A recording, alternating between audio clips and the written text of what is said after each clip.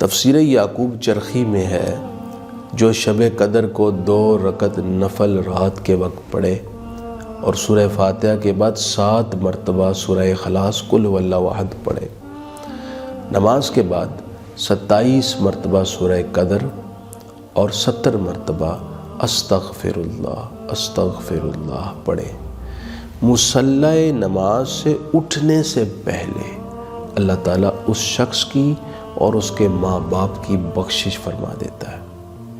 ام المومنین سیدہ عائشہ صدیقہ رضی اللہ تعالیٰ عنہا فرماتی ہیں، شب قدر کو حضور کثرت کے ساتھ یہ دعا کرتے تھے، اللہم انک عفو کریم تحب العفو فاعف عنی، اے اللہ تو معاف کرنے والا ہے، کرم فرمانے والا ہے، معاف کرنے کو پسند کرتا ہے، پروردگار ہم سے بھی درگزر فرما۔ یہ دعا کثرت سے اس رات کو پڑھے۔ بعض بزرگوں نے ذکر کیا ہے، جو شب قدر کو سورہ واقعہ کی تلاوت کرے تو اللہ تعالیٰ نہ صرف اس کو فقر و فاقہ سے محفوظ رکھتا ہے، بلکہ اسے بے پناہ رزق کی خیر اور برکت عطا فرماتا ہے۔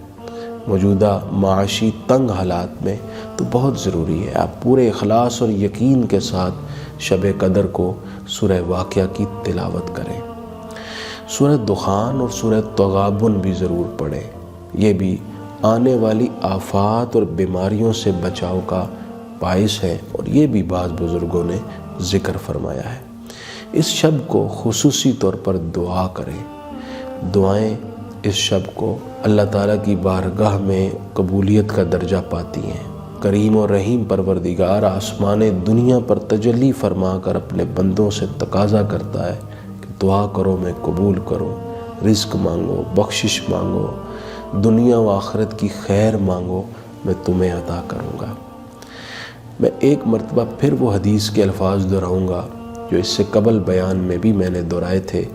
نبی رحمت صلی اللہ علیہ وسلم نے فرمایا، من حرمہا فقد حرم الخیر کلہ، جو اس شب کو پانے کے باوجود محروم رہ گیا یقیناً وہ محروم ہی ہے۔ ولا یحرم الخیر الا محروم، واقعتاً ایسا شخص محروم ہی ہے جو یہ رات پا کر بھی بھلائی اور خیر حاصل نہ کر سکا۔ قدر کیجیے اس وقت کی، اللہ تعالیٰ سے توفیق مانگیں اور کثرت سے اس کی یاد کریں، اس کے ذکر میں مصروف ہو جائیں۔